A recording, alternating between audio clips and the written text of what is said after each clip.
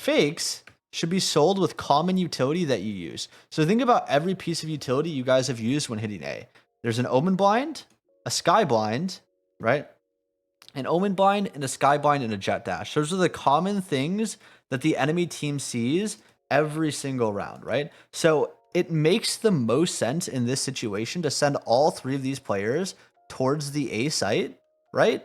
And then let the other two chillax over here and just hide out an I and then walk into B main, right? Because what happens when the enemy sees, oh, yeah, all of them are here. Like maybe somebody doesn't have the best communication. So they hear the jet, the sky, and see the omen blind. Like they're hitting A, right? I mean, think about lower elo, right? Like that's how you sell your fake. You sell your fake with common utility that you use on every site hit. Remember, it's all about patterns. This game is about recognition. It's pattern recognition. That's all there is to it, right? So when you show the same pattern, right? Guess what the enemy team immediately thinks? I do that shit the more. This is what I mean, though. Like, so many people, no matter what rank you are, don't know how to actually sell a fake. They just throw random people at a site and call it a day. You know what I'm saying? Editor OD26 here. If you guys want free coaching, just join my Discord server. This video is brought to you by the people who subscribe here, and it makes the content easy, and it keeps it free. Have a good one. My immediate problem with, like, you in general, right, is like your mechanics. Like I'm looking at wherever your crosshair is at all times, right? So let's look at this. Ready? The second you swing from your smoke, like right away, it's like in the wall, and then once you're actually out on the angle, it snaps. Like you need to be hyper aware of where like the angle you're going to peek is, and then the second you come out, right, your crosshair's on the floor, then it's in the wall as you're exposed to 3 new angles, and you're peeking first, right? You're essentially leading with this jet, right? Which is really bad, right? And then it's in the middle of the open, and you're like, it's just nowhere. Like there's no intention behind where you're placing your crosshair. See, my crosshair just naturally wants to snap to an angle where I've experienced an enemy before, right? It's like, oh, these are the common angles, right? And I'm not saying you have to perfectly snap to every angle, especially when you're fast hitting a site. That's not ever going to happen, but you're like, not every angle anyway. Like you're not going to be like, you know, snapping and clearing instantaneously. But what you should be doing, right, is you should just be snapping like one at a time. Like not like one at a time, but like, you know, snap, okay, right? Or even if you're not snapping, you should be tracing. It's like, okay, here, right? As you're running out, whatever you need to do. On your team comp, your cam's like essentially a Sova dart in a way. That's how you can use it if you don't have like a Sova or anything to like hyper aggressively take aiming. So when Omen tries to one-way this, if you're at the start of the round spamming this cam, your cam will always get off before this one-way appears in front of you, right? So you can see if anyone's peeking main for your team, and then you can pick it up and you can just go along your way, and then you can use it for post plan if you want to or whatever. Let's say I'm an enemy, I'm holding this angle and I see this camera. I feel pressured to either get off the angle, right? I feel pressured to get off the angle because something's fucking looking at me, right? Or I feel pressured to shoot the cam. If I shoot the cam, it's a bonus because now as my teammates swing, this guy's crosshair is going up and then going back down. He has to readjust it, right? And if, you know, the cam isn't, if the cam forced me off the angle, then it did an even better job. Right? Maybe we need to add some more abilities hack. Like here, okay? So think about how I was talking about most common threat. Where is likely somebody going to appear from? You just threw a cage. So if you know if someone's in the smoke, high probability that they'll proc your cage, which means you'll get an audio cue. So your crosshair shouldn't be at the door here. Your crosshair should just be positioned towards heaven. Yeah, and then I'm down to just like walk into B main, and then we'll just explode out with some pistols, you know? So eco rounds are interesting, right? Because your plan is to hide from I and then go from there, right? So eco rounds, your main goals equals grab orbs, do funky strat. That's all you need to know. Right now you're doing a traditional strat of just like hide from I and then explode and try to overwhelm them with numbers. But if any of them peek A main and see that nobody's there, and they I B main and see that nobody's there, they're just going to stay where they are. They have no reason to move, right? So if I'm you, I'm probably just fighting for like B main space here. Like you want to just take control of this, farm orb on whoever your highest impact ult is, and then maybe even have one person work A to see if somebody pushes up A, kill them, and then grab this orb as well, and then you can go from there. I think orb farming is traditionally the highest like win percentage situation where if you're not actually buying.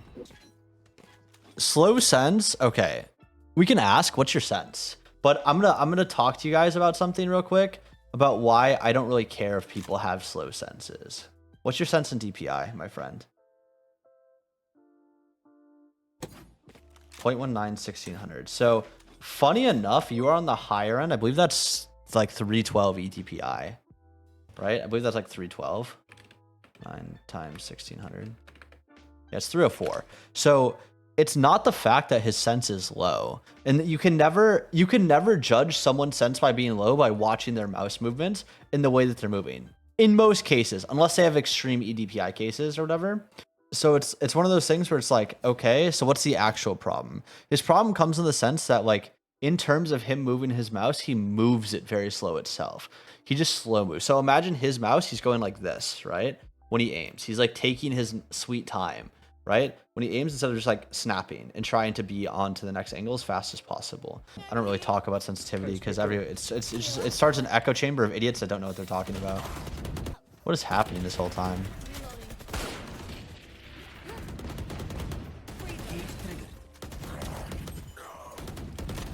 Okay.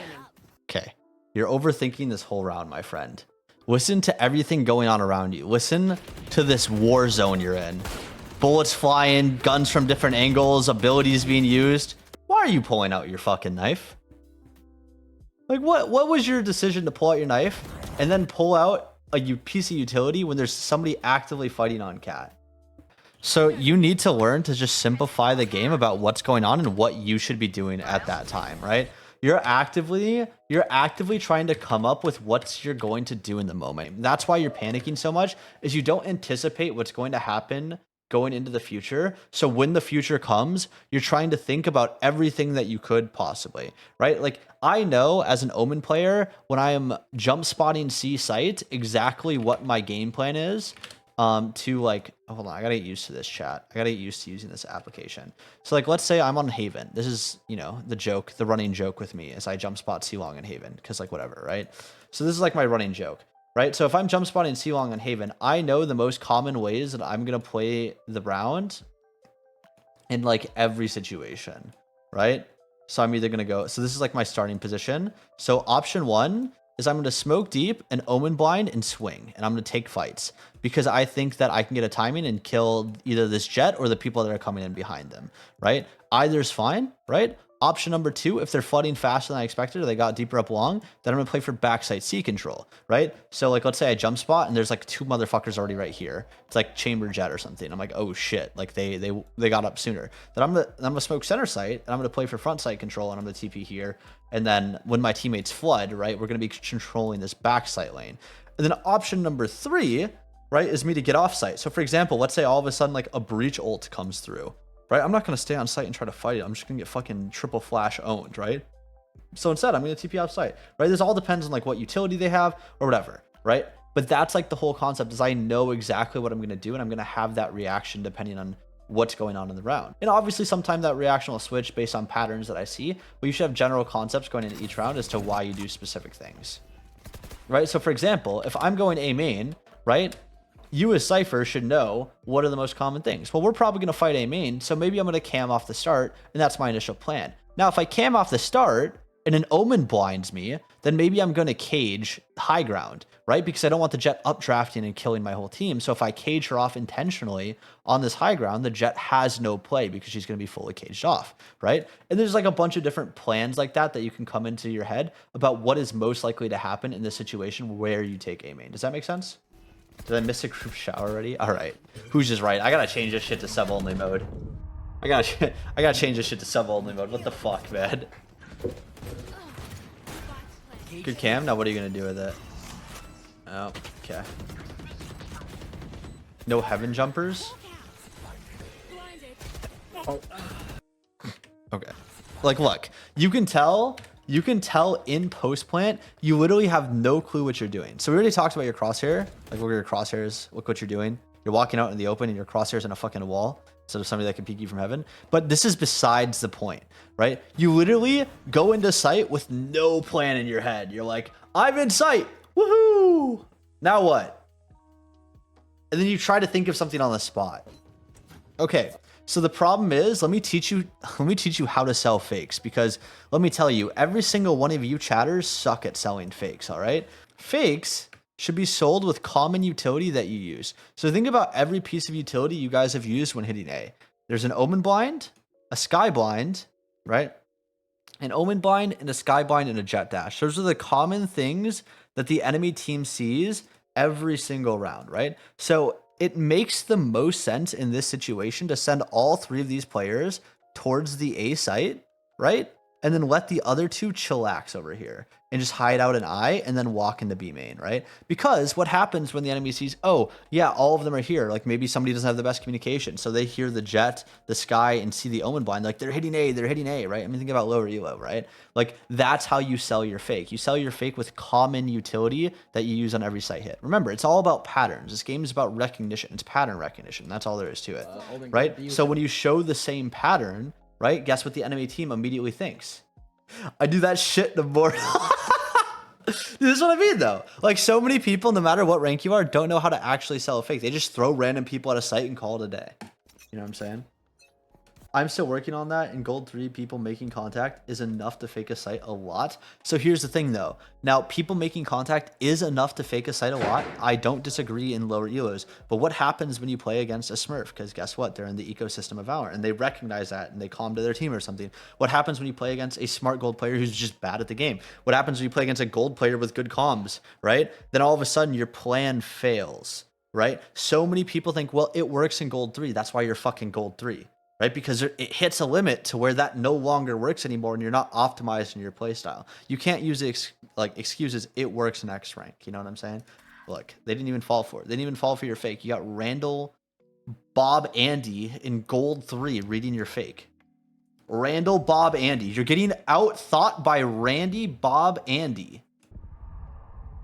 No, I'm just giving them shit. Ooh.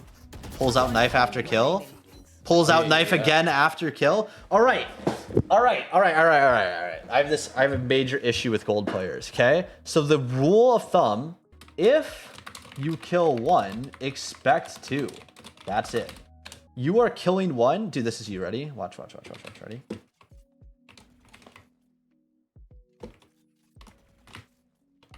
Like, dude.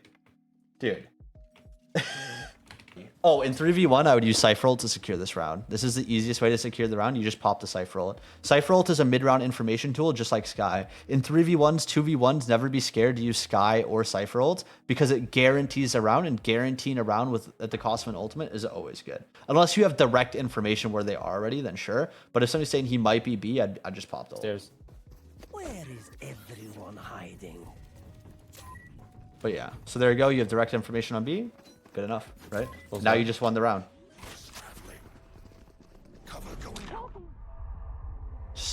Just got blinded, and then you panicked and switched your knife and switched back to your gun for style points. I respect it. What are you caging? We just seekers. You. Spike down A.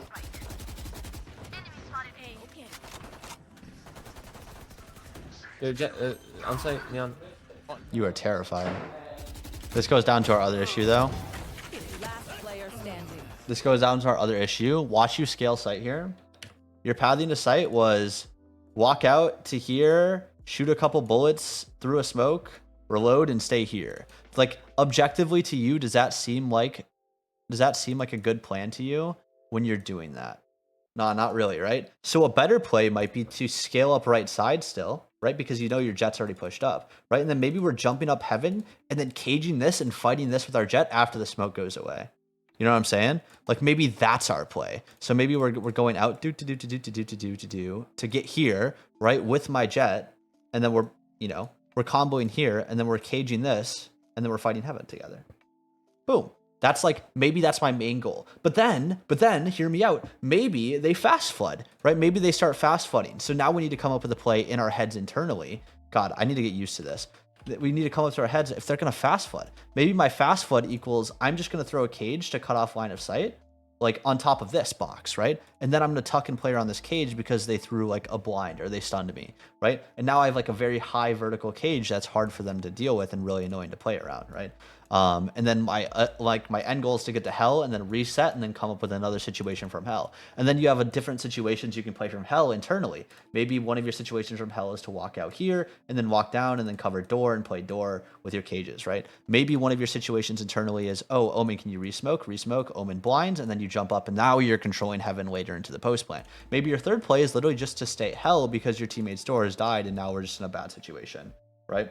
that is how you need to be thinking about going into rounds and your step-by-step process. Like you just need the three-step plan of like, these are the most common outcomes.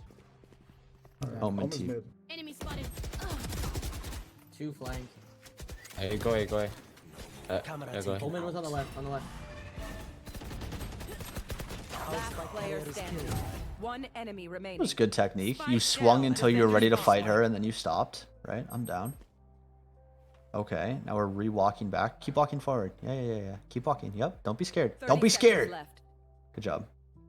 Okay, this person could be B main. I wouldn't have even placed that trip if I'm gonna be honest. He could be B main. You could have just died because he could have thought that you were committing the B site after you killed the Fade, and he could have went mid to B main. So I'd have my gun out until I'm B main. Tripwire destroyed.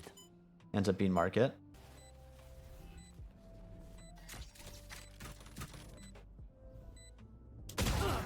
Okay, let me teach you the secret about post plant on B site, okay? The secret on post plant on B site is that you just play boathouse. Or you can play boathouse if you don't know where they are. The reason why you can play boathouse is because you can sit here and jiggle stairs, and if you jiggle stairs, you know exactly where they're gonna be. Because in order for them to drop down here, they have to make an audio cue, which you can then react to and you can fight. So it doesn't matter, right? It's like the #1 secret tech of B. It's like they can't silent drop this. Like it's impossible. So if you jiggle stairs, you will always know if they ever come down lane.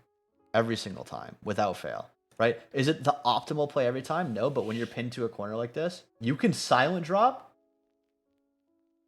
What? Wait, how? How? They can silent drop to boxes? I've never seen a singular person ever do that. Oh my god. What? Can you do it with a gun? I had no clue this existed. Okay, but to do it, it's nearly impossible. Okay, so to do it, I just want to show you how stupid it looks, right? You would have to understand that this person understands and is playing Boathouse. It understands you have no audio, right? You have to turn your knife, you have to turn your back out to the entirety of the site, run here, not mess it up.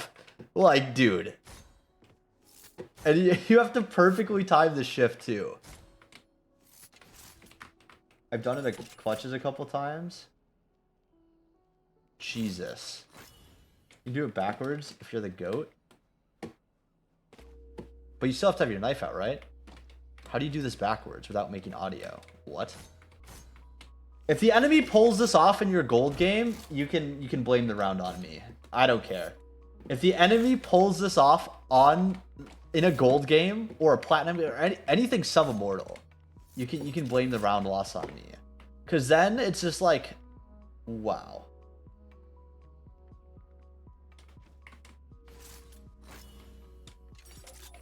Up.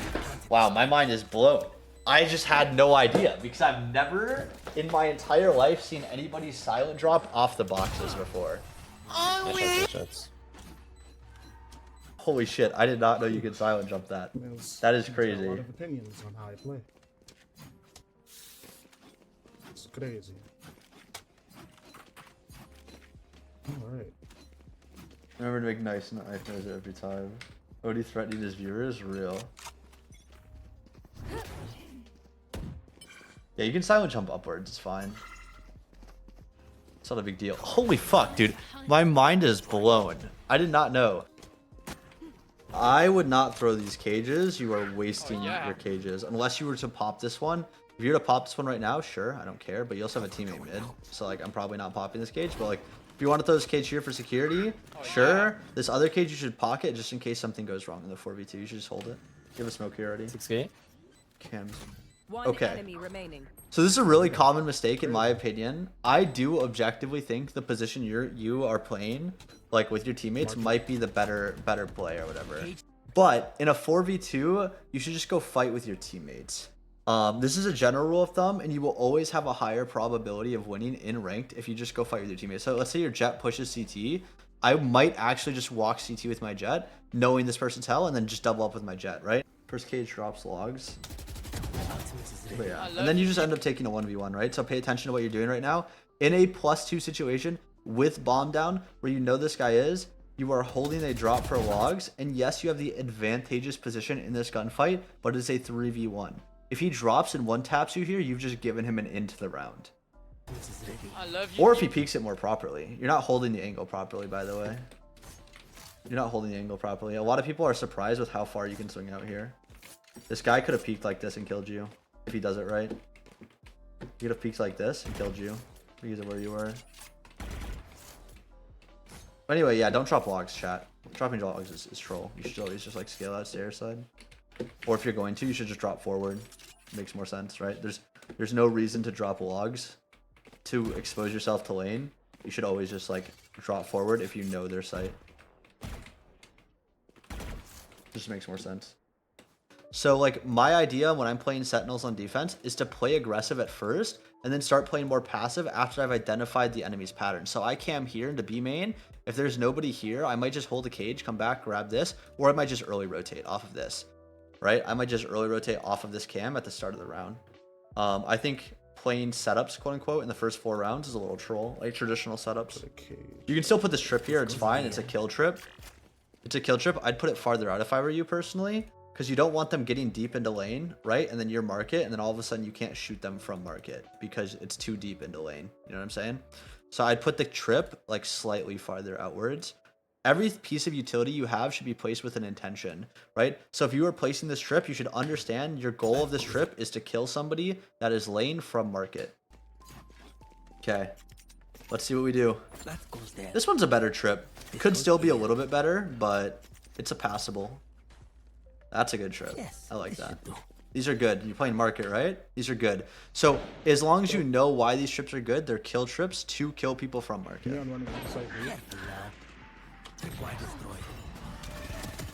Why are you popping this cage? When they're running out, you should be popping this cage. This is a cage you should be popping. Fuck this one. This one-way cage, right? What's the purpose of the one-way cage? It's for people that are playing sight to kill them, right? But we don't need that because we're trying to kill them from market. So we're going to pop this cage for us, right? Kill the guy from lane and then go from there. You know what I'm saying?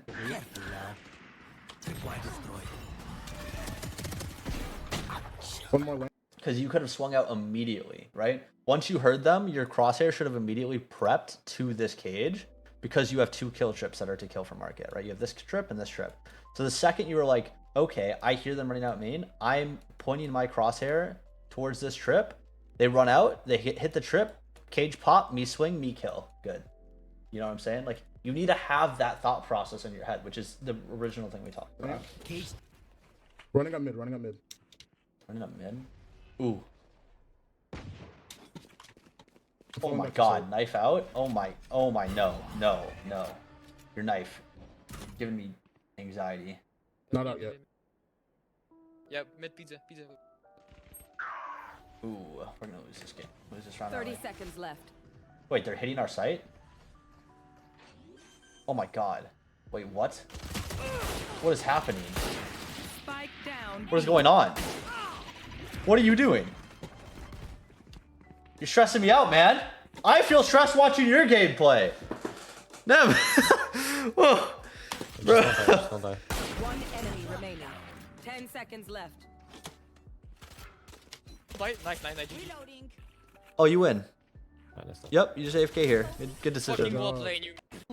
It's pretty clear on defense, so you don't know why you're using each piece of utility. So we have a Phantom now. We have the same setup every round, which is fine if you think they're going B, right? If you think they're going B, this is fine. But I can tell based off how you're setting up that you don't anticipate where you feel like the enemies are going to play. You know what's funny? If you're playing Cypher and you're playing kill trips like this, you could actually buy an Odin, and then you could ping the lane, or you could sit here and you can just spam. Because you will kill them if they're like stuck on the trip.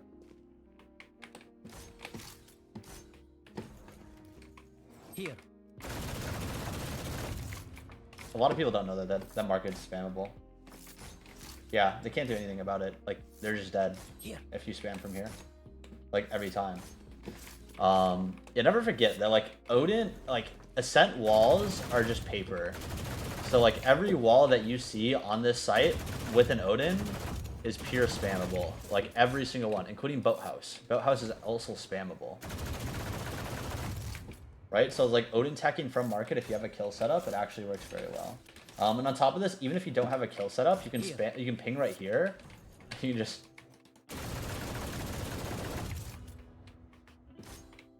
it just beelines the entrance. You literally just ping right here, and you're just spamming the whole run out of B main. So I want you to simplify everything for yourself. Like trip used for information or kill, right? Cage used to block off line of sight, allow me to take space, right? And other things. So for example, like cam is used for information, right? And cage is used to block off sight, right? So like let's say you're solo taking A and you don't know what to do or something along those lines, and you're like, well shit, I don't know how to get out A site. So then you cage in front of you and you cam this, and then you clear all of close, and now you can walk out, focus on the deeper angles, right? And there's a smoke in front of you. You know what I'm saying? Now you don't have to worry about any of these when you come out. That's using two pieces of utilities in a unique way for a fundamental level of like what you need to do, right? Or even better, you can possibly throw it like on this high wall here, like while you're caging out, throw it on this high wall, clear close left, and now we can also clear behind Dice, behind Jen, and now we can see everything, right? This is how you need to start thinking of your utilities. It adds more flexibility, and the more you play the agent, the better you'll become at coming up with these things on the fly. Like you notice how I immediately was able to revise my cam to make it better, right? That's what understanding an agent actually is, and that's how you master an agent, right? Oh, now I can clear behind here, I can clear close, close, close, here, right? And this whole time I'm in my cage and I'm fully safe, right? Well, not fully safe, but like, you know what I'm saying? Planting A. Spike planted. They book. Last player standing. Hey, What is even Planting happening, bro? A. And this is you just being too passive, by the way. Like, you notice how you're like hiding in this area, getting no information for your team. But yeah, you need to be proactive on the map. Ascent. Where are you? Cypher Gold 1. Here you go, my friend. What was the date of this session? What was the date? The date of this? Come back. Next VOD open. When you can do your next VOD comes to the 2nd of whatever.